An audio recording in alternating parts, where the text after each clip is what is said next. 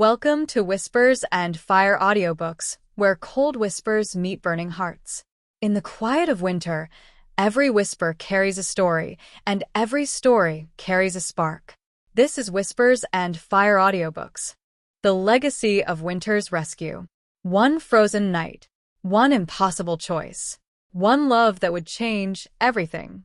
On a brutally cold Maine highway, successful businesswoman Tracy Russell makes a split-second decision that will alter two lives forever. She stops for a stranger, a scarred, broken veteran left for dead in a snowbank. Jacob Lang has nothing left. His brothers-in-arms are gone. His family has abandoned him. His future is a frozen road leading nowhere. He's surviving, barely, one bitter day at a time. He doesn't want to be saved. But Tracy sees past the scars and the shields to the man underneath, a warrior who's lost his way home. She offers him shelter, not charity. Space to heal, not pity. And slowly, impossibly, Jake begins to believe that broken things can be mended, that purpose can be found after devastating loss, and that he might deserve a second chance at life. As their professional relationship deepens into something neither expected, Jake and Tracy discover that healing isn't about erasing the past, it's about building a future worth fighting for. Together, they'll create a legacy that transforms one act of compassion into a lifeline for thousands. But first, Jake must learn to accept help, and Tracy must learn to love again without betraying the memory of what she's lost. A powerful story of trauma and triumph, loss and love, and the extraordinary things that happen when we choose to stop for a stranger in the cold. Perfect for readers who love emotional, character-driven romance, military heroes and strong heroines, stories of healing and second chances, slow-burn love with depth and meaning, happily ever afters earned through growth, clean romance with emotional intensity, themes of purpose, legacy, and community. A masterful exploration of what it means to truly save someone and to be saved in return. Frozen Whispers will break your heart and put it back together, stronger than before. More than a love story, this is a testament to the power of compassion and the resilience of the human spirit. Frozen Whispers is book one of the Legacy series. Each book can be read as a standalone with a complete, satisfying ending. Content note: this book deals with PTSD, combat trauma, and grief with sensitivity and hope. Ends happily with a 30-year epilogue showing their lasting legacy. Legal disclaimer: this novel presents a work of fiction. The story, including all characters, plot lines, and settings, is completely fabricated and not based on any specific real-life individuals, historical events, or actual locations, past, present, or future. No representation is made regarding the accuracy of any events depicted, and any opinions expressed are those of the fictional characters, not the creator. This story is for entertainment purposes only. Content warning and resources. Pinned by creator J. H. D. Langren. This novel discusses mature themes including trauma, PTSD, past suicidal ideation, domestic violence, and institutional corruption. If these topics are difficult for you, please prioritize your well-being. You are not alone. If you or someone you know is struggling, please reach out for help. Every country has local support lines. Check your region's emergency and mental health services for the most accurate numbers. Remember, help is available worldwide. If your country isn't listed, please search online for local hotlines or emergency services in your area. You deserve support and safety. Dear reader, before you begin Frozen Whispers, there are a few things I'd like you to know about the journey you're about to undertake. Content considerations. This novel deals honestly with some difficult and potentially triggering subject matter, including post-traumatic stress disorder, PTSD, and combat trauma, grief and loss, including the deaths of military personnel in combat, suicidal ideation, and moments of profound hopelessness not graphic, but present, homelessness and survival struggles, family estrangement and rejection, physical injuries and scarring from combat, recovery and healing from trauma, extortion and criminal intimidation resolved positively. While this story is ultimately one of hope, healing, and love, the path to that hope requires honest engagement with pain. Jake's journey through PTSD, survivor's guilt, and suicidal thoughts reflects the real experiences of many veterans, and these moments are treated with gravity and respect, not sensationalized. If you're currently struggling with any of these issues, please consider your emotional well-being before reading. The story does end hopefully and positively, but the early chapters deal with dark themes. Please take care of yourself. What this story is. This is a story about the transformative power of compassion and choosing to help when it would be easier not to.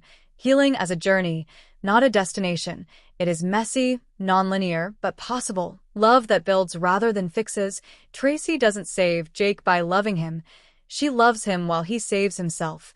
Community and belonging as essential elements of recovery. Purpose emerging from pain. How we transform our worst experiences into meaningful service.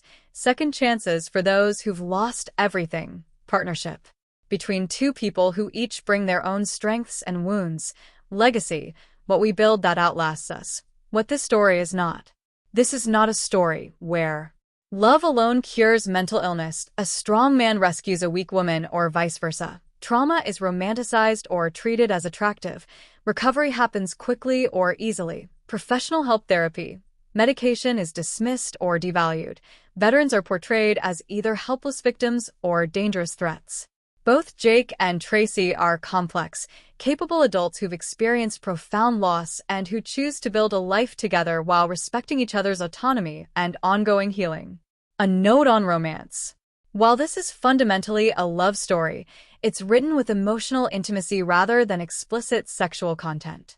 The romance is clean and focuses on the deep emotional connection between Jake and Tracy, their growing partnership, and the way they support each other's healing and growth. Physical affection is present, but not graphically described. A note on realism. I've worked hard to portray PTSD, combat trauma, and veteran transition issues with accuracy and respect. However, this is a work of fiction, and Jake's journey represents one possible path among many. Not all veterans experience these specific struggles, and those who do may experience them differently. This story is meant to illuminate these issues, not to represent every veteran's experience. The Russell Foundation depicted in this novel is fictional but inspired by real veteran support organizations that do incredible work. A word on hope. While the early chapters of this book deal with darkness, I want you to know, this story moves toward light. Jake's journey is difficult, but it's ultimately one of healing, purpose, and joy. If you're struggling with whether to continue during the darker moments, please know that hope is coming. Recovery is possible. Love does heal, not by erasing pain, but by making it bearable, by giving us reasons to keep going, by reminding us we're not alone. This story is my love letter to everyone who's ever felt broken, who's wondered if they deserve to be happy again, who's questioned whether they can rebuild after everything has fallen apart. The answer, I hope you'll discover, is yes. Always yes. How to read this book? Please read at your own pace. If you need to put it down and come back, that's okay. If certain chapters are too heavy, it's okay to skim or skip. You'll still follow the story. Your emotional well-being is more important than finishing any book. If you're reading this as a veteran or military family member, please know this book was written with deep respect for your experiences and sacrifices. I hope I've honored your truth. If you're reading this as someone who loves stories about human resilience, second chances, and the power of compassion, welcome. I hope this story moves you. Finally, thank you for choosing to spend your time with Jake and Tracy. Their story matters to me deeply, and I'm honored you're giving them space in your heart and imagination. Stories have power to help us understand experiences we haven't lived, power to make us feel less alone in what we have lived, power to inspire us to be more compassionate, more courageous, more willing to stop when someone needs help. May this story do all of that for you. As a veteran myself, I hope that you will read with care, with hope, and with an open heart. Thank you for standing with the men and women who serve, those who rise each day knowing they may give more than most will ever have to. Their courage allows others to live in safety, liberty, and the quiet freedom they defend with everything they are. Thank you for honoring our veterans, whose sacrifices continue long after the uniform is folded away. Their strength, their scars, and their stories deserve to be seen, remembered, and respected. And thank you for supporting me, for choosing to spend your time with my stories. Your presence here means more than you know. It is your encouragement that allows these worlds, these characters, and these moments of hope to exist. J. H. D. Langren. If stories like this speak to your heart, I'd love for you to stay on this journey with me. Subscribe so you never miss the next chapter, like the video to make my day, share it with someone who needs a little hope, and drop a comment telling me where you're watching from, and leave a heart if today felt like a good day. Your support is what allows me to keep creating these worlds, these characters, and these moments of healing and connection. Now, let's step back into the snow with Jake and Tracy and follow their journey in the episodes ahead. The frozen road. The wind didn't just blow along the coastal highway of Maine, it hunted. It moved with predatory intent across the slate-gray Atlantic, gathering strength from the open water before hurling itself against the rocky shore. It stole the warmth from your bones with skeletal fingers, the breath from your lungs with invisible fists, and, if you were out in it long enough, the very will from your soul. It was a thief dressed in the robes of winter, and it took without mercy. For Jake Lang, it was just one more thief in a life that had recently become defined by them. He walked alone, a solitary figure moving steadily along the narrow shoulder of Route 1, where the asphalt met a steep embankment that plunged toward unseen rocks and frigid water below.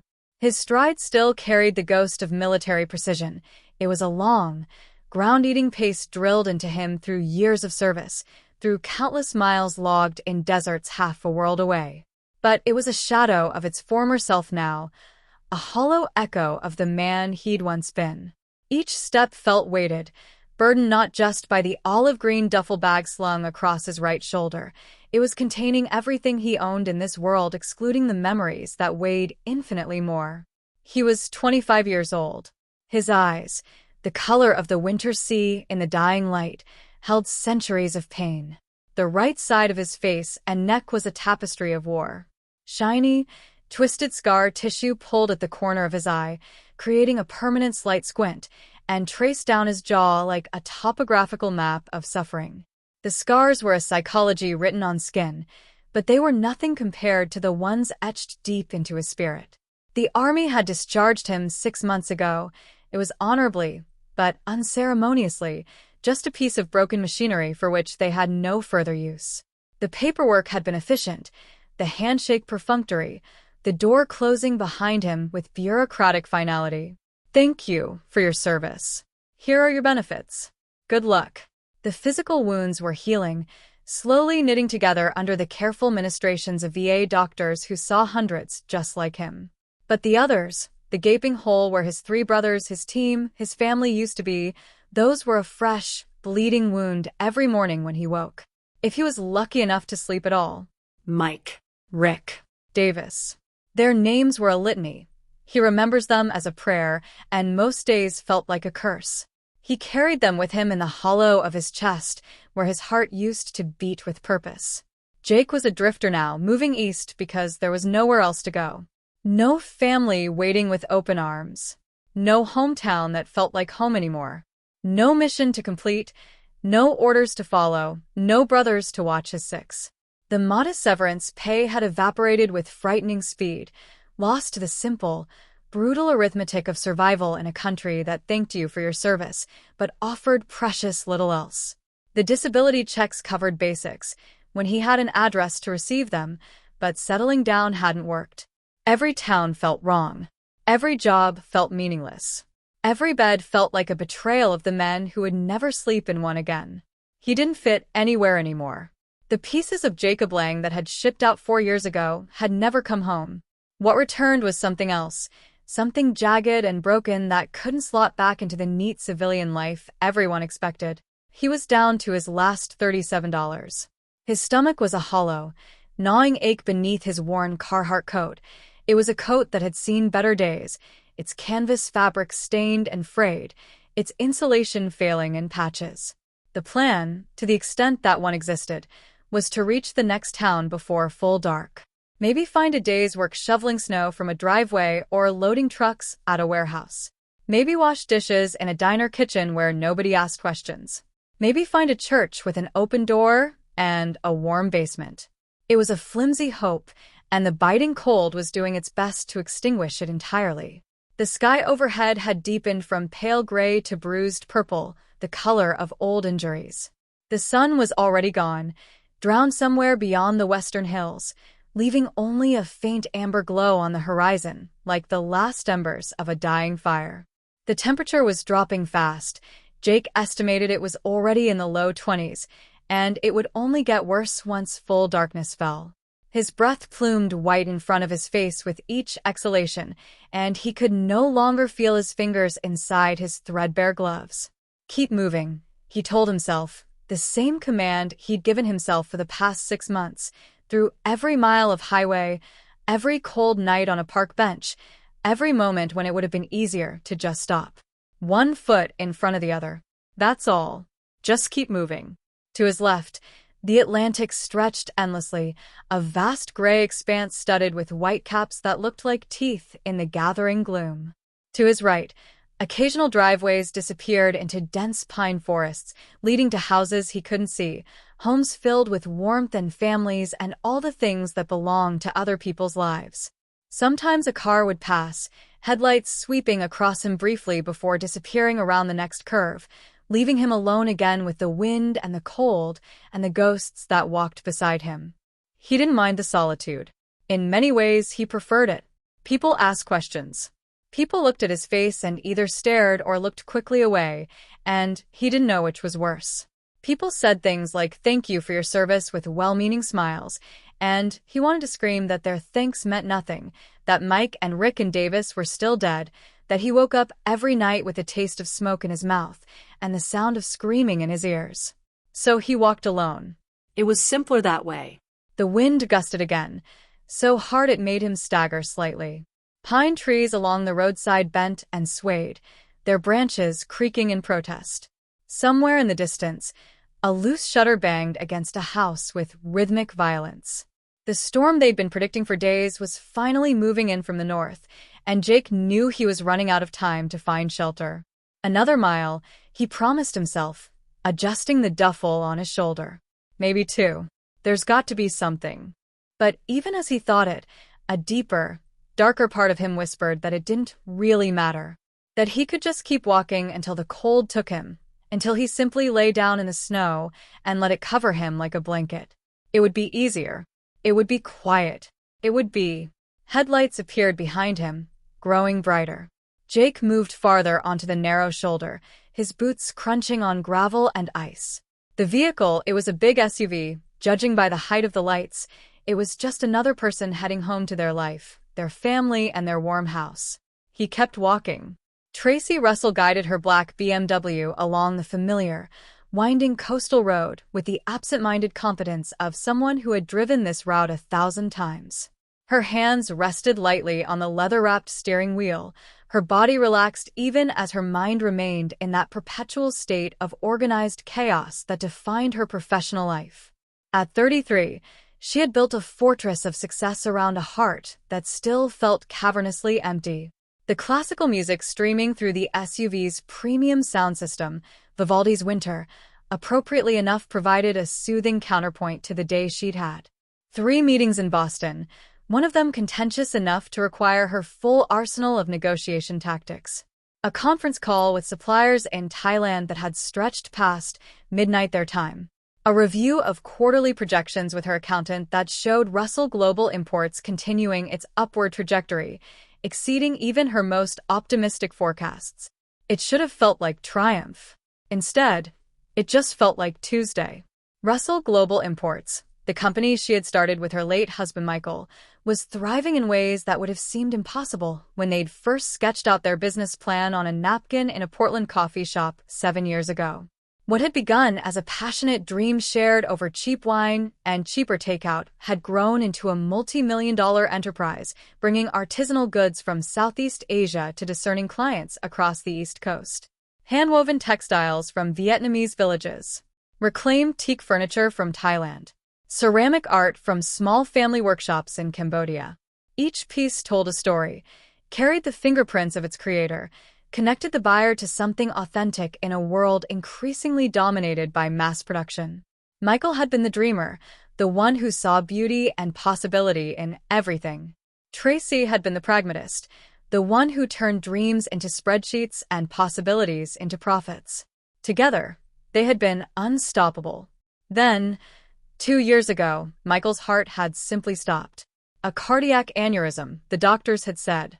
Sudden, catastrophic, impossible to predict or prevent. He'd been 35 years old. They'd been discussing dinner plans. One moment, he was laughing at something on his phone, and the next he was on the floor and no amount of CPR or desperate prayers could bring him back. Tracy's hands tightened briefly on the steering wheel, then consciously relaxed. She'd learned, over the past 2 years, that grief came in waves. You couldn't fight it. You could only ride it out and wait for it to recede. The waves came less frequently now, but they still hit without warning, stealing her breath and leaving her gasping. The large, beautifully appointed house outside Camden she was heading toward was just that now, a house. It had never felt like a home since Michael's death. It was 6,000 square feet of custom architecture, floor-to-ceiling windows overlooking a private cove, designer furnishings, original art on every wall. It was a showcase, a monument to their success, a testament to how far they'd come. It was also hollow, empty, a mausoleum for a marriage that had been cut tragically short. She was a woman of action, her kindness a practical, grounded force honed by years of running a business that dealt with real people, real problems, real solutions. Now in the BMW, after a difficult day, that force was directed at getting home before the promised squall hit, pouring herself a large glass of the Pinot Noir she kept for difficult evenings, and tackling the stack of paperwork that never seemed to shrink. Jenna, her assistant and friend, had already sent 3 follow-up emails about decisions that needed to be made, contracts that needed signing, problems that needed solving. Always more problems to solve. That, at least, was something Tracy understood. She was dressed for the boardroom meetings. She'd left early. She was wearing a tailored navy pantsuit that accentuated her lean frame, cut to project authority and confidence. The silk blouse underneath was a deep burgundy that set off her auburn hair, which now hung loose around her shoulders after being pulled back in a tight but elegant ponytail all day. She'd released it the moment she got in the car, one small concession to comfort. Her heels was expensive, impractical, and murder on her feet. It was laying discarded on the passenger floor mat. She drove in stockings, her toes finally able to breathe. She was beautiful in a way that was entirely unconscious, a byproduct of confidence and grace rather than vanity. Michael used to tell her that her beauty wasn't in how she looked but in how she moved through the world. She was always moving with purpose, with determination, with an unconscious elegance that drew people to her. She'd stopped believing him after he died. Beauty seemed irrelevant when you spent your evenings alone in an empty house, working until exhaustion let you sleep. The headlights swept across the darkening landscape as she navigated a series of curves she could probably drive blindfolded. The Atlantic stretched out to her left, already vanishing into darkness. To her right, the dense pine forests that characterized this stretch of coast created walls of shadow. A few houses were visible through the trees, their windows glowing with warm yellow light that spoke of families gathering for dinner, children doing homework, couples settling in for the evening. Tracy looked away. The temperature gauge on the dash read 23 degrees and dropping. The weather report had promised snow before midnight, possibly several inches, with winds gusting to 40 miles per hour. She left Boston an hour earlier than planned specifically to beat the storm home, and she was cutting it close. Her mind was already running through the evening schedule. She'd grabbed something easy for dinner. There was leftover Thai food in the fridge, assuming it was still good. Pour that wine. Spread the contracts out on the dining room table. Work until her eyes refused to focus. Fall into bed. Wake up and do it all again tomorrow. It wasn't much of a life, but it was her life, and she'd learned to accept it. As she rounded a sharp bend where the road curved precariously close to the cliff edge, her headlights swept across a figure walking on the narrow shoulder. A man that was walking alone, carrying what looked like a military-style duffel bag. His posture spoke of exhaustion and determination in equal measure, shoulders set against the wind, head down but moving steadily forward. Tracy registered it all in a glance. The worn coat, the careful pace, the isolation. A fleeting pang of sympathy pierced through her exhaustion. He must be freezing. She passed him, catching just a glimpse of his profile in her headlights. He was a young male, the set of his jaw speaking to some kind of military bearing. Probably a veteran. Probably down on his luck. Probably. Headlights blazed around the curve ahead, coming from the opposite direction. Tracy's eyes immediately registered something wrong. The vehicle, a pickup truck, was weaving slightly, its path erratic, drifting over the center line. Drunk driver, her mind supplied instantly, that ancient survival instinct firing a warning. She eased her foot off the accelerator, her body tensing, ready to react. Then it happened. In the space of a single heartbeat, in the time it took for Tracy to draw in a sharp breath, the pickup truck veered sharply across the center line. Its passenger side mirror, it was chrome and protruding, caught the walking man with brutal, precise force. The impact was horrifying, sickeningly solid. A wet thud that Tracy felt through her chest rather than heard with her ears. The man spun off his feet like a rag doll, arms flailing, duffel bag flying free. His body tumbled down the steep snow-covered embankment beside the road, rolling twice before disappearing from view into the darkness and the pine trees below. The pickup truck, with its brake lights flashing once, twice, didn't stop. It sped away into the gathering night, swallowed by distance and darkness within seconds. Tracy's heart slammed against her ribs like a trapped bird.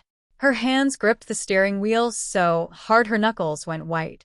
For one frozen moment, her brain simply refused to process what she'd just witnessed. No. No, oh no, God no. Oh God no. She slammed on the brakes. The BMW skidded slightly on the icy pavement, anti-lock brakes pulsing beneath her foot, before coming to a stop at an angle across the narrow shoulder. She jammed the transmission into park with shaking hands and hit the hazard lights. They began their frantic amber blinking, the only light for miles in either direction. Tracy scrambled out of the SUV, leaving the door open, warm air spilling out into the freezing night. The wind hit her like a physical blow, whipping her hair across her face, cutting through her suit as if it were tissue paper. She'd forgotten her shoes. Her stockinged feet hit the icy asphalt, and she gasped at the cold, but she didn't stop. Hello. Her voice was torn away by the wind almost before it left her mouth. Can you hear me? Hello. No answer.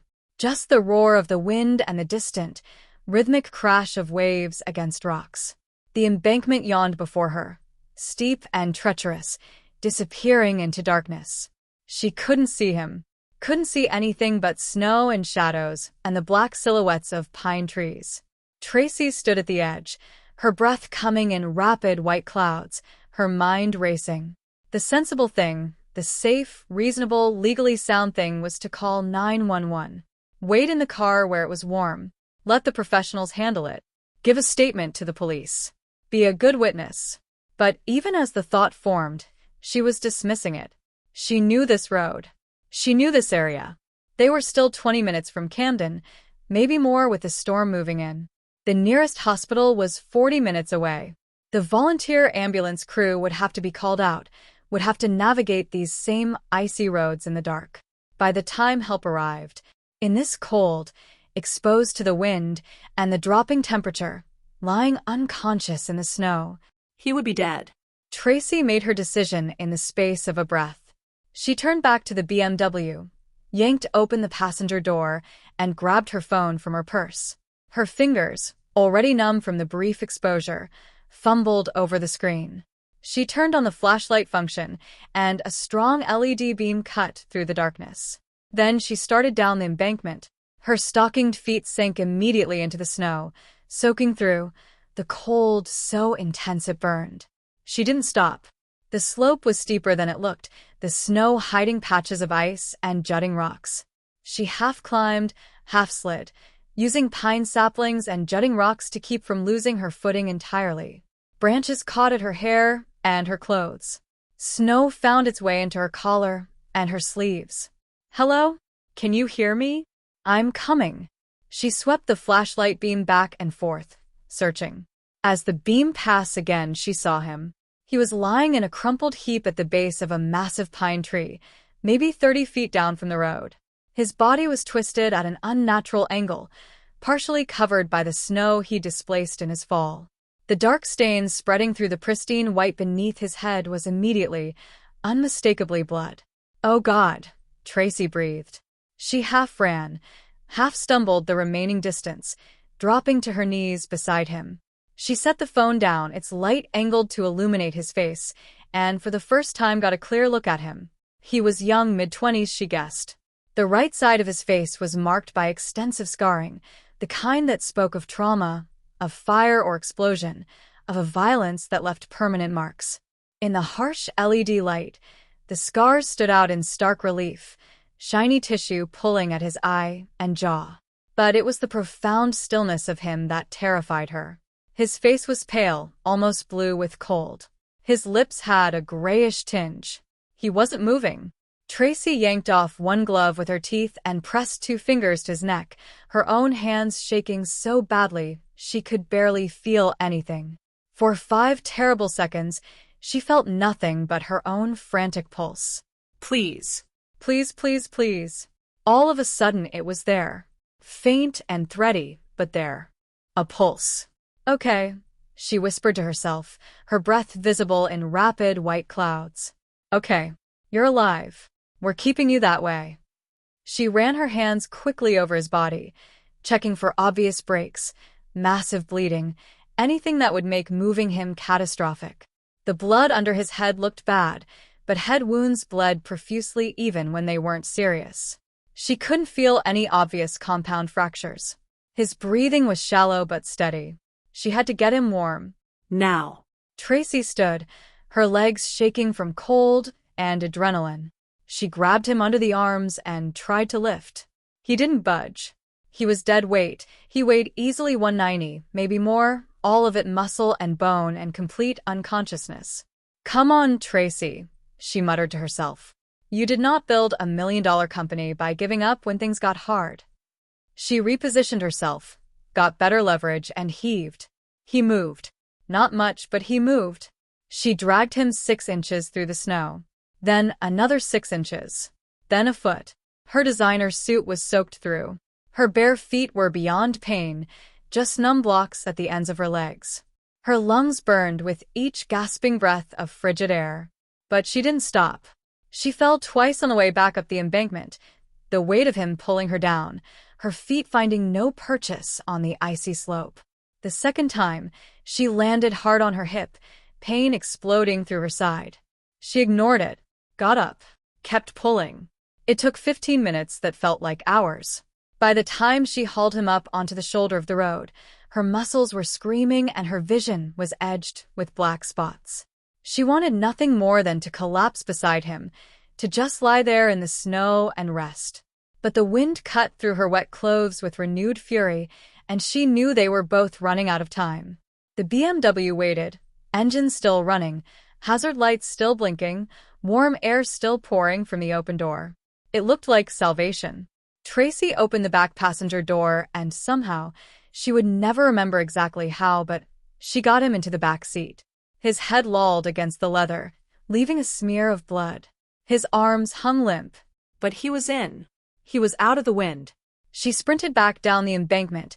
She was barely feeling it now, her body running on pure adrenaline, and retrieved his duffel bag from where it had landed in a snowdrift.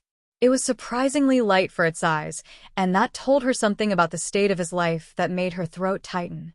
Back at the Lexus, she threw the bag into the cargo area, then grabbed the emergency blanket she kept in the back, one of those silver thermal things that looked like tinfoil but actually worked.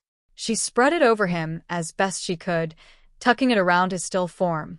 His face was gray. His lips were blue, but he was breathing.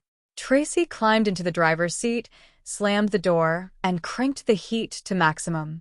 Her hands were shaking so badly, it took 3 tries to get the transmission into drive. She had her phone in her lap. She could call 911 now, report the location, describe the truck, tell them she had the victim and was transporting him. But even as she thought it, she was already driving. Not back toward the main highway. Not toward the hospital in the next town over. She was driving toward her house. It was irrational.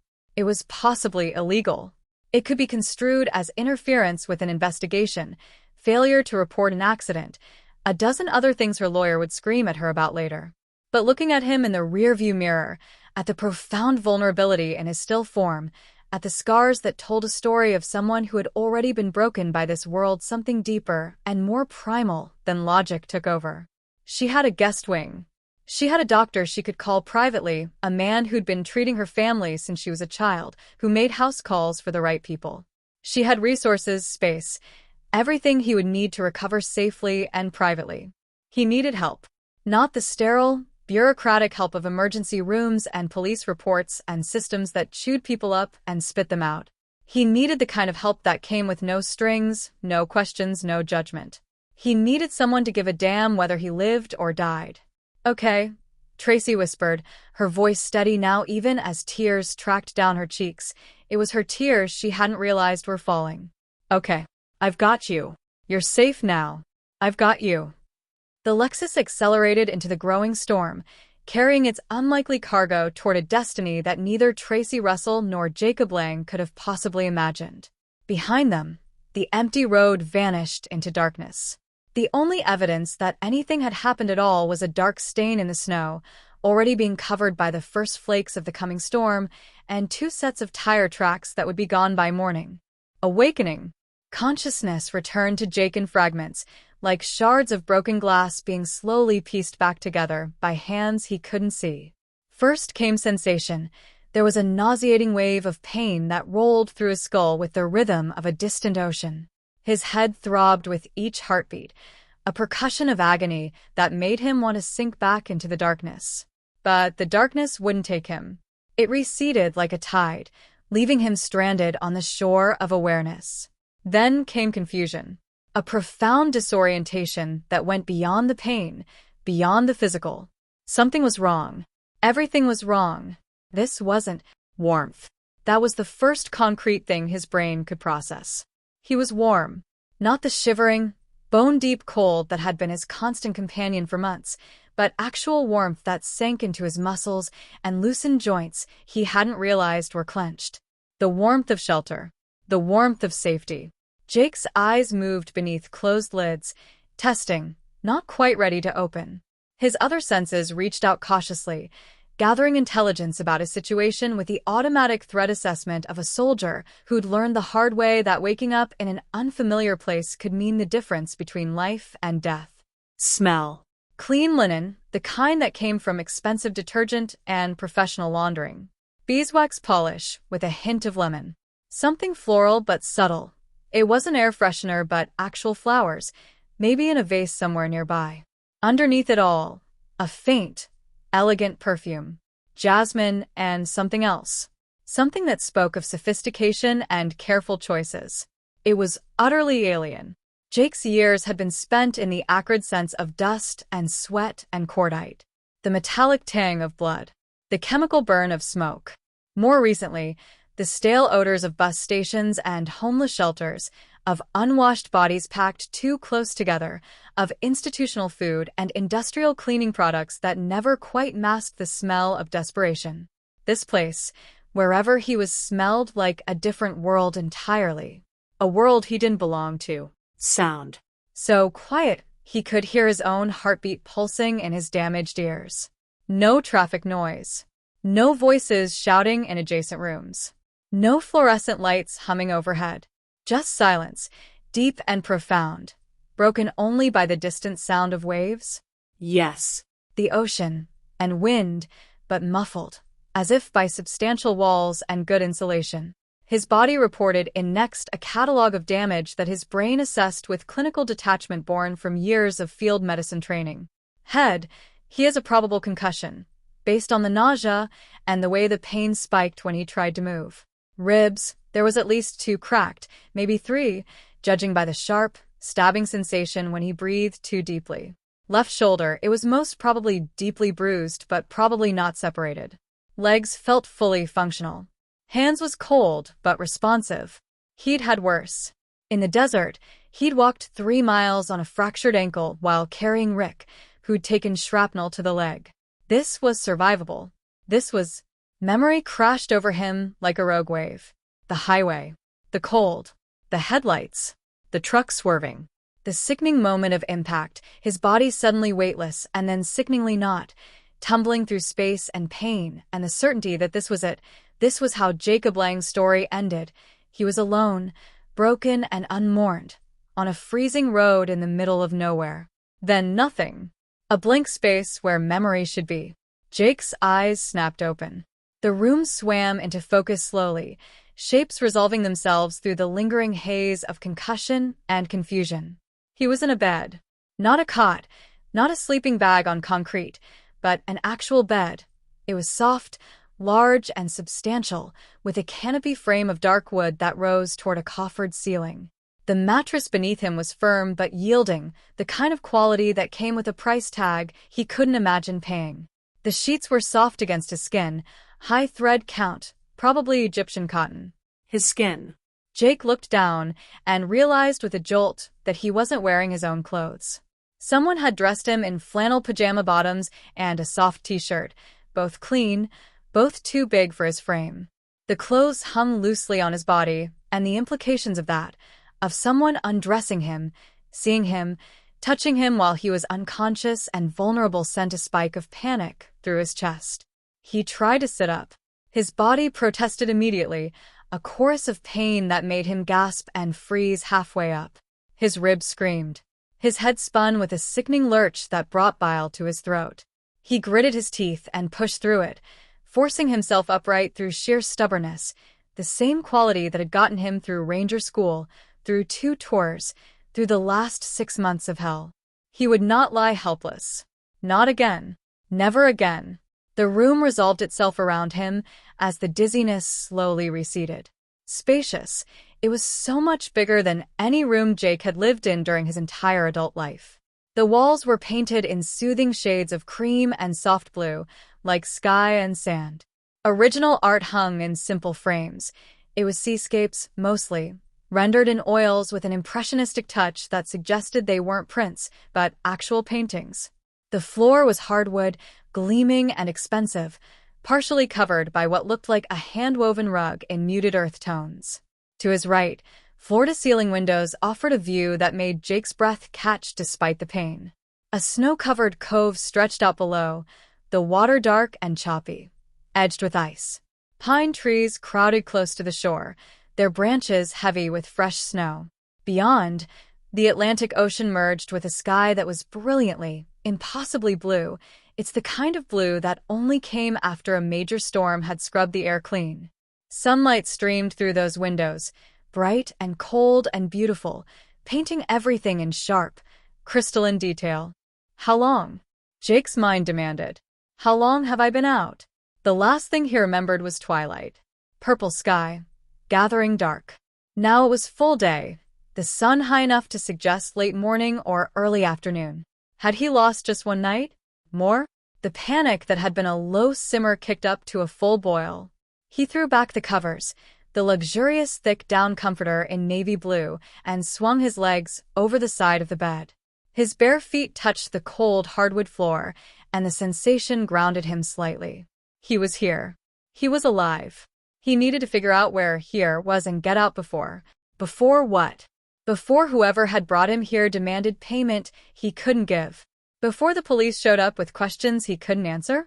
Before whoever owned this place realized they'd made a mistake bringing home a broken stranger. Jake's hands were calloused and scarred, the hands of a man who'd done hard things. He gripped the edge of the mattress. He needed to stand. Needed to find his clothes, his bag, his boots. Needed to get out, disappear. Go back to the only life he understood anymore. The road, the cold, the solitude that didn't judge or demand or expect. But when he tried to stand, his legs turned to water beneath him. The room tilted violently, and he had to grab the bedpost to keep from falling. A low, involuntary groan escaped his lips. It's a sound of frustration and pain, and the bitter recognition of his own weakness. The door opened. Jake's head snapped toward the sound, his body tensing despite the pain, falling automatically into a defensive posture that his battered muscles protested immediately. Every instinct screamed threat assessment. He needs to identify, evaluate, and prepare. In the confusion and pain he saw her.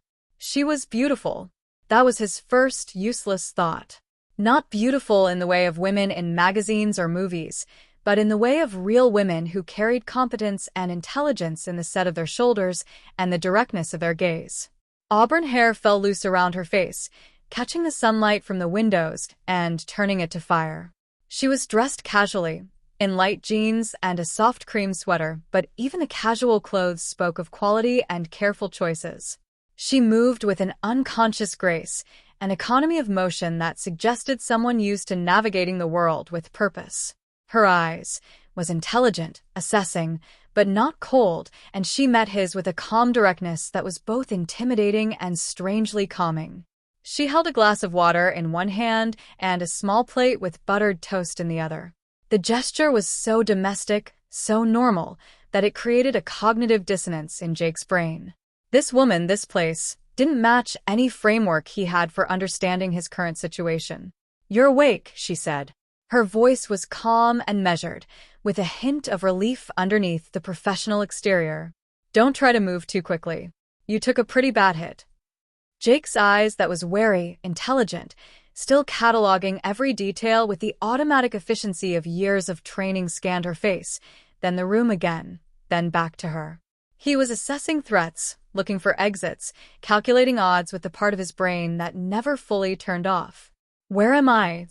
His voice came out rough and amused, gravelly from disuse and probably from lying unconscious with his mouth open. He cleared his throat and tried again. "Where am I?"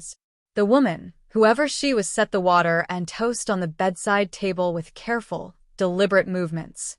Not hurried, not aggressive, just calm, like she was dealing with a spooked animal and understood that sudden movements were a bad idea.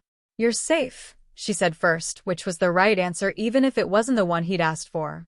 "My name is Tracy Russell. You were hit by a car on the coastal road 2 nights ago. I found you. I brought you here." 2 nights. He'd been unconscious for 2 nights. The realization sent another wave of panic through him, followed immediately by a deeper, more primal fear. 2 nights at the mercy of a stranger. 2 nights of being completely vulnerable, unable to defend himself, unable to run. He forced himself to breathe slowly, to think through the panic the way they'd taught him in the army. Assess the situation. Gather intelligence. Make decisions based on facts, not fear. 2 nights, he repeated, tasting the words. What day is it?" "Friday. Friday afternoon. You were hit Wednesday evening, just before the storm hit." Tracy remained where she was, not approaching, giving him space. "My doctor has been to see you. You have a concussion. He says it's a moderate one. 3 cracked ribs on your left side. Extensive bruising on your shoulder and hip, and you needed 8 stitches in your scalp where you hit a rock." She paused. "But you'll live. Dr. Morrison said you were lucky. 6 inches to the left, and that rock would have killed you." Jake's hand went automatically to the back of his head, finding the gauze bandage he hadn't registered before. His fingers traced the edges carefully. 8 stitches. He'd had worse. Had sewn up his own arm once, in a village somewhere in a desert, using a field kit and pure adrenaline because the corpsman was busy with Davis, who'd taken a bullet that, Don't go there." He forced his mind back to the present, to this room, to this woman named Tracy Russell, who said she'd found him. "The driver?" he asked, his voice harder now, finding some of its old authority. "The truck that hit me?" Something flickered across Tracy's face. He knew the look well, its anger, bitter and sharp, quickly controlled. "They found him. Highway patrol picked him up about 30 miles north. He was drunk. Blood alcohol, 3 times the legal limit." Her jaw tightened. "He's fine. Not a scratch on him. They charged him with DUI, leaving the scene of an accident, and reckless endangerment. He posted bail the next morning. The injustice of it, The drunk driver walks away unscathed while Jake lay broken in a stranger's house was so familiar it barely registered. That's how the world worked. That's how it had always worked. Bad things happened to good people, and the universe didn't give a damn about fair. Jake absorbed this information with a single nod, filed it away, moved on. There were more important things to figure out. Why? He asked bluntly. Why did you bring me here? It was the question that mattered. The question that would tell him what this woman wanted, what debt he'd incurred, what price he'd be expected to pay. Because nobody did something for nothing. Nobody helped a stranger without expecting something in return. The world didn't work that way. Tracy was quiet for some time, and Jake watched her face carefully, looking for the tells, the slight narrowing of eyes, the tightening around the mouth that would reveal the truth beneath whatever polite lies she was about to offer. But what he saw instead was something that looked almost like uncertainty, as if she was asking herself the same question. The hospital is 40 minutes away, she said finally. The ambulance would have taken even longer to reach you. It was 15 degrees that night, with wind chill bringing it down to near zero. You were unconscious, injured, exposed. She met his gaze directly. If I'd left you there while I waited for help, you would have died. It's that simple. It wasn't an answer. Not really. It explained the initial decision, maybe, but not bringing him to her home instead of a hospital. Not keeping him here for 2 days. Not the private doctor, the expensive room, the care that must have cost money he couldn't repay. You could have called 911 and stayed with me, Jake pressed. Could have driven me to the hospital yourself. He gestured at the room, at himself, at the absurdity of the situation. This is something else. So I'll ask again, why? Tracy Russell looked at him for a long time, and Jake had the strange sensation of being truly seen in a way he hadn't been in months. Not looked at, not glanced over, but actually observed and evaluated. She understood him, and perhaps, in ways he didn't understand himself. I don't know, she admitted finally, and the honesty in her voice was more convincing than any practiced explanation would have been. I saw you lying there, and something in me just decided. This felt like the right thing to do. The only thing to do. She paused. Does there have to be a reason beyond that? Yes, Jake's cynical, battle-scarred mind insisted. Yes, there always has to be a reason. People don't just help. They don't just care. There's always an angle, always a cost, always. But looking at her face, at the genuine confusion mixed with quiet determination in her expression, he found he couldn't maintain his certainty. Maybe she was telling the truth. Maybe, impossibly, she'd helped him simply because he needed help. The concept was so foreign it made his head hurt worse than the concussion. Shame rose in his throat like bile, hot and acidic. He was in this stunning woman's home, not just her home but clearly her guest room, which implied wealth and space and resources beyond anything he'd had access to in years. He was in her bed, wearing her clothes, having been cared for by her doctor. He was completely dependent on her charity, as helpless as a child, as vulnerable as he'd been when they pulled him from the wreckage and told him Mike and Rick and Davis were gone. He couldn't do this. Couldn't be this person. He couldn't be the victim, the charity case, the broken thing that needed saving. I should go. The words came out flat, harder than he intended. I appreciate what you did, Ms. Russell, but I need to go. I can't pay you for this. For any of this. The doctor, the room, he gestured helplessly at the toast, the water, the clean pajamas. I don't have money. There's nothing to pay, Tracy said firmly, and something in her voice. It was a tone that suggested she was used to making decisions, and having them respected made him look up. You need to recover. That's all that matters right now. I can't just. Yes, you can. She moved closer now, but slowly, and set the water glass directly on the bedside table within his reach. The gesture was practical, not pitying. Look, mister, she paused. I don't even know your name. Lang, he said after a moment's hesitation. Jacob Lang. Everyone that knows me call me Jake. Jake, she repeated, and somehow the name sounded different in her mouth. It was a lot softer, less like a command and more like how his mother used to say it, before everything went to hell. Jake, I'm not going to pretend to understand what you've been through. But I can see that you're hurt, and you're alone, and you need time to heal. So that's what I'm offering. Time. Space. No strings, no debts, no expectations. Just recovery. Jake wanted to argue, wanted to push back against the kindness because kindness always came with conditions, always had a price tag that you didn't see until it was too late. But he was so tired. Bone deep, soul-crushing tired in a way that went beyond the physical injuries. The thought of going back out there, to the cold, to the road, to the endless walking with no destination felt suddenly, impossibly heavy. The guest bathroom is through there, Tracy continued, nodding toward a door Jake had noticed. There are fresh clothes in the closet. They belong to my late husband. They might be a bit big, but they're clean and warm. There are toiletries, towels, everything you need. Rest. Eat something when you can. We'll talk more when you're stronger. She was already moving toward the door, giving him an escape from the conversation, from having to respond, from having to figure out what the hell he was supposed to say to a woman who'd saved his life and was asking nothing in return. Ms. Russell. Tracy, she corrected, pausing at the door. Please. Just Tracy. Tracy. The name felt strange on his tongue. Intimate. Thank you. I'm not good at. He struggled for words that wouldn't make him sound like a complete crazy. Just thank you. She offered him a small, genuine smile. Not pity, it wasn't condescension, but something that looked almost like understanding. You're welcome, Jake. Now eat that toast before it gets cold. Doctor's orders. You need to get something in your stomach before you can have any pain medication. She turned and walked out of the room. Then she was gone, the door closing with a soft click that felt more like a promise of privacy than a prison door locking. Jake sat there gathering his thoughts. He was feeling the luxurious bed, staring at the closed door, trying to process everything that had just happened. Then his gaze dropped to the plate on the bedside table. 2 pieces of perfectly buttered toast, cut diagonally, still faintly warm. Such a simple thing. Such a normal, domestic, ordinary thing. His stomach clenched with a hunger that was about more than just food.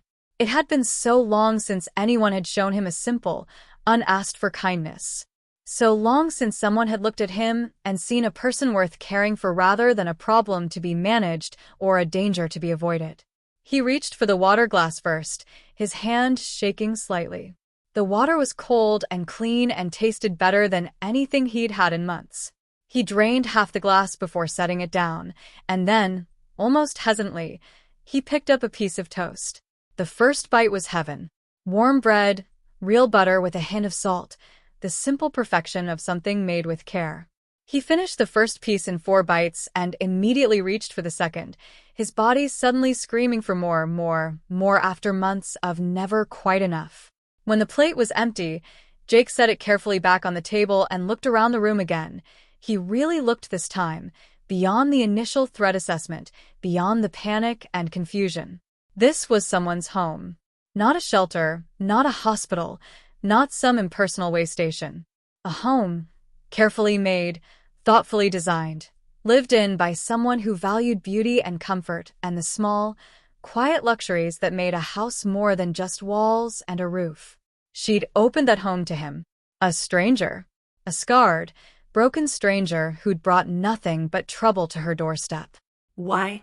The question circled in his mind like a bird that couldn't find a place to land. He didn't understand it. Didn't know how to process it. But as he sat there in that beautiful room, in that soft bed, with the winter sunlight painting everything gold and the distant sound of waves providing a rhythm like a heartbeat, Jake felt something he hadn't felt in a very long time. Safe. For the first time since the explosion that took his brothers, since the discharge that took his purpose, since the long, cold months of drifting that had taken everything else, Jacob Lang felt safe. That terrified him more than anything. The bathroom attached to the guest room was a study in understated luxury. It was all marble and brushed copper, with a walk-in shower that could have fit 4 people and a soaking tub that looked like it belonged in a spa. Jake stood under the shower spray for 20 minutes, letting water as hot as he could stand beat down on his shoulders and back, washing away not just the physical dirt and blood but something deeper. There was some layer of the last 6 months that had caked onto his skin like grime. The toiletries arranged on the shelf were high-end, It wasn't the cheap stuff from drugstores, but actual quality products. Shampoo that smelled like cedarwood. Soap that lathered rich and thick. A razor, still in its package, waiting beside a can of shaving cream. Jake looked at his reflection in the mirror. He stood there and really looked at it for the first time in months. The scars on his face stood out starkly against his pale skin, the puckered tissue pulling at his eye and jaw, a permanent reminder of the IED that had changed everything. His hair was too long, hanging past his ears in a shaggy mess.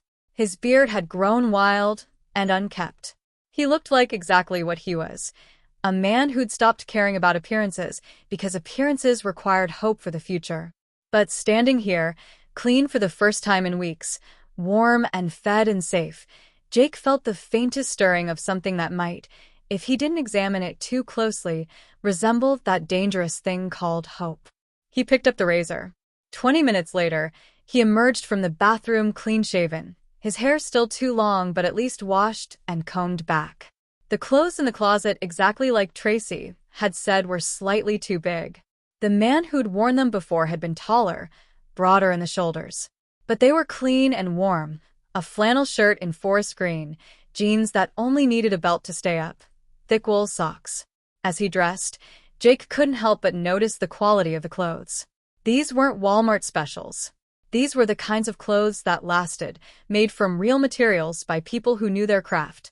The kind of clothes a successful man would wear. The kind of clothes Michael Russell had worn, he supposed. Tracy's late husband. The realization made Jake pause, one arm halfway through a shirt sleeve. She dressed him in her dead husband's clothes, had brought him into her home, had cared for him, was feeding him and sheltering him in the aftermath of losing her partner. What kind of person did that? He finished dressing and stood there for a moment, gathering his strength, preparing himself for whatever came next. His ribs ached with every breath. His head still throbbed dully. But he was upright and mobile, what he would call functional. He'd been hurt worse and kept moving. Time to figure out what the hell he was going to do next. Jake opened the door and stepped out into a hallway that was as beautiful as the room he'd just left. Hardwood floors gleamed under soft lighting. More artwork lined the walls. There were photographs this time, black and white images of coastal scenes that had an artistic, professional quality. The hallway opened into a larger space, and Jake followed it, moving carefully, one hand trailing along the wall for balance. The house revealed itself in pieces as he walked. High ceilings with exposed beams.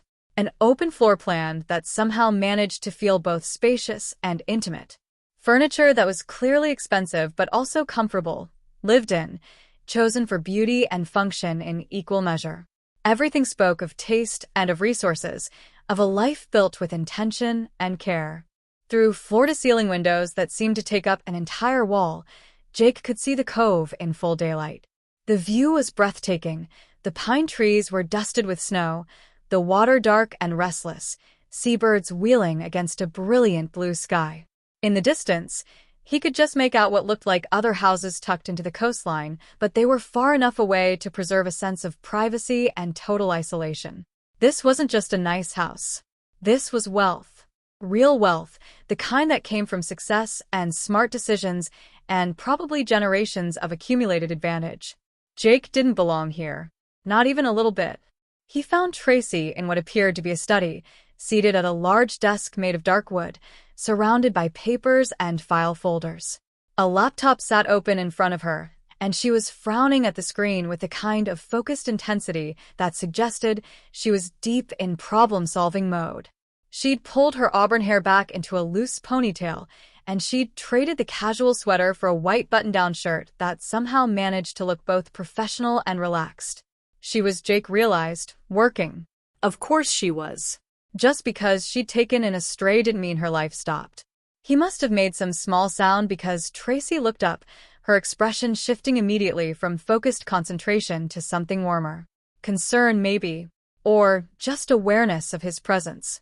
"Jake," she said, and there was genuine surprise in her voice as she stood. "You shouldn't be up." Dr. Morrison said. "I'm fine," Jake said automatically, which was a lie, and they both knew it. But it was the lie you told when you needed to maintain some dignity, some sense of control. I wanted to, he trailed off, not sure what he wanted. To thank her again? To demand answers? To understand what the hell was happening here? Tracy studied him intensely, and Jake had the uncomfortable sensation of being evaluated, not judged, but seen in a way that felt almost invasive.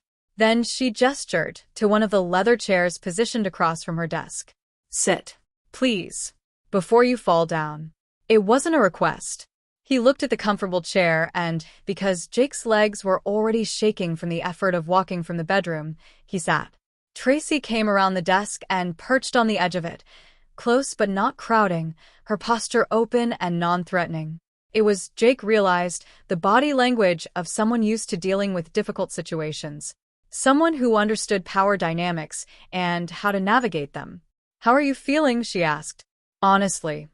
Like I got hit by a truck, Jake said, and the corner of his mouth twitched in what might have been an attempted humor. Tracy's lips curved into a small smile. Well, that's accurate if nothing else. The smile faded. You need rest, Jake. Real rest.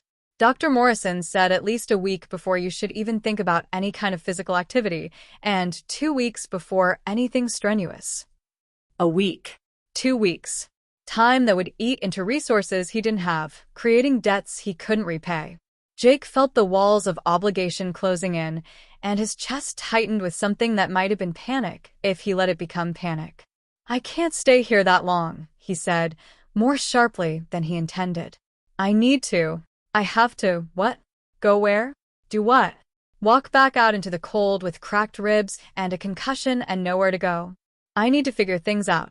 Figure what out? The question was gentle but direct, and it backed Jake into a corner he didn't want to be in. Because what was there to figure out? He had no job, no home, no prospects, no plan beyond survival. He had $37, maybe, if his wallet was still in his bag, if it hadn't been stolen or lost. He had the clothes on his back, which weren't even his clothes, and a duffel bag full of nothing that mattered. He had nothing. The realization must have shown on his face because Tracy's expression softened. Jake, she said quietly, I'm not trying to trap you here. I'm not expecting anything from you, but you need time to heal, and I have space. It's that simple. Nothing's that simple, Jake said, his voice rough with frustration. People don't just do this. There's always a catch. Always something you want in return. What would I want? Tracy asked, and there was no defensiveness in the question, just genuine curiosity. What could you possibly have that I need? The words, though not cruel, landed like a slap. Because she was right. What did he have to offer? He was a broken veteran with no money, no connections, no value to someone like her. He was a charity case, pure and simple, and the humiliation of that fact burned in his throat like acid. But before he could formulate a response, before he could gather the tattered remains of his pride and walk out of this house and back into the cold, Tracy spoke again. I'm sorry, she said. That came out wrong. I didn't mean. She ran a hand over her face, a gesture of frustration that was entirely human, entirely relatable. Look, I'm not good at this. The nurturing thing. The gentle approach. I'm better with contracts and logistics than with people. She met his eyes. But here's the truth. I saw someone who needed help, and I helped. That's it. No ulterior motive. No secret agenda. Just one human helping another. Jake wanted to believe her. God, he wanted to believe her. But trust was a luxury he'd lost somewhere in the dust of the desert, buried along with Mike and Rick and Davis. Trust got people killed. Trust meant vulnerability, and vulnerability meant pain.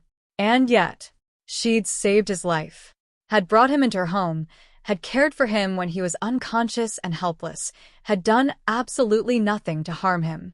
If she'd wanted to rob him or hurt him or take advantage in any way, she'd had 2 days to do it. Instead, she'd called a doctor, had dressed his wounds, had left him in a comfortable bed with clean clothes and food and privacy. The evidence suggested that maybe, impossibly, Tracy Russell was exactly what she appeared to be, someone with resources who'd chosen to use them to help a stranger in need. The concept was so foreign that Jake's brain kept trying to reject it, to find the flaw in the logic, to identify the threat. But he was tired. So fucking tired. Tired of being suspicious, tired of being alone, tired of fighting the world with nothing but stubborn pride and muscle memory from a life that no longer existed. Okay, he said finally, the word coming out quieter than he intended. Okay. I'll stay. For a few days. Until I can figure out my next move. He forced himself to meet her eyes. But I need to pay you back. Somehow. I'm not a charity case. I'm not, he struggled for the words. I'm not useless. Something shifted in Tracy's expression. Understanding, maybe, or recognition of the desperation behind his words. I don't think you're useless, Jake, she said. I think you're hurt. There's a difference. She was quiet for a moment, considering. But if you need to contribute something, if that's what helps you accept help, we can figure something out. When you're stronger. It wasn't a promise. It wasn't a contract. But it was something. She made a small opening, a possibility that he could maintain some dignity, some sense of self-worth, even in the midst of accepting charity. Jake nodded, not trusting his voice to say anything else. Tracy stood, moving back around her desk, giving him space to breathe. I have some work to finish up here. Why don't you rest? There are books in your room, a TV if you want it. Make yourself comfortable. There's food in the kitchen if you're hungry. Just help yourself to anything. I'll make dinner around 6. She was dismissing him, but kindly, giving him permission to retreat, to process, to be alone with his thoughts in that beautiful guest room that felt simultaneously like sanctuary and prison. Jake stood slowly, his body protesting every movement. He made it to the doorway before he paused, one hand on the frame. Why? He asked again because he still didn't understand. Why go to all this trouble for someone you don't know? Tracy was quiet for a long time, her gaze dropping to the papers on her desk, her fingers absently straightening a stack of files. When she looked up, there was something in her eyes. It was a shadow, a depth of pain that Jake recognized because he saw it in his own mirror every day. 2 years ago, she said softly, my husband died. Suddenly. 1 minute he was here and the next he was gone and nothing I did could change it. I couldn't save him. Her voice was steady, but Jake could hear the control it took to keep it that way. I don't know why you were on that road, Jake. I don't know what brought you to that moment. But I could save you. So I did. She paused. Maybe that's selfish. Maybe I did it more for myself than for you. But either way, here we are. The honesty in her words, the raw, unvarnished truth of them hit Jake harder than any physical blow could have. She understood. Not his specific pain, not his particular brand of loss, but the fundamental reality of grief, of guilt, of the desperate need to do something, to have some control in a universe that took and gave nothing back. I'm sorry, Jake said. About your husband. Thank you. Tracy's smile was sad but genuine. I'm sorry. About whatever you lost that put you on that road in the first place. They looked at each other across the study, two damaged people recognizing the wounds in each other, and something passed between them. It wasn't pity, not even sympathy exactly, but a profound, wordless understanding. Jake nodded once, then turned and made his way back to the guest room on unsteady legs. He spent the rest of the afternoon lying in that comfortable bed, staring at the ceiling, trying to understand how his life had led him to this moment. The last thing he remembered clearly was the cold, the certainty that he was going to die on that road, alone and unmourned. Now he was here, warm and safe and cared for by a woman who understood loss in a way most people never would. It felt like a dream, or maybe a test. The universe offering him one more chance and waiting to see what he'd do with it. Jake closed his eyes and, for the first time in months, slept without nightmares. If Jake and Tracy's story touched something in you today, I'd love for you to stay on this journey with me. Subscribe to the channel so you don't miss the next chapter. Like the video to help it reach more people, and share it with someone who loves stories of hope and second chances. Before you go, tell me in the comments, what moment in these chapters hit you the hardest? Your voice helps shape the world of Frozen Whispers. Before you go, here's a glimpse of what's waiting in episode 2. Jake begins to heal inside Tracy's quiet, lonely house until one night, the past he's been running from finally catches up to him. And when Tracy hears him screaming in the dark, everything between them changes. If you want to see what happens next, join me for episode 2.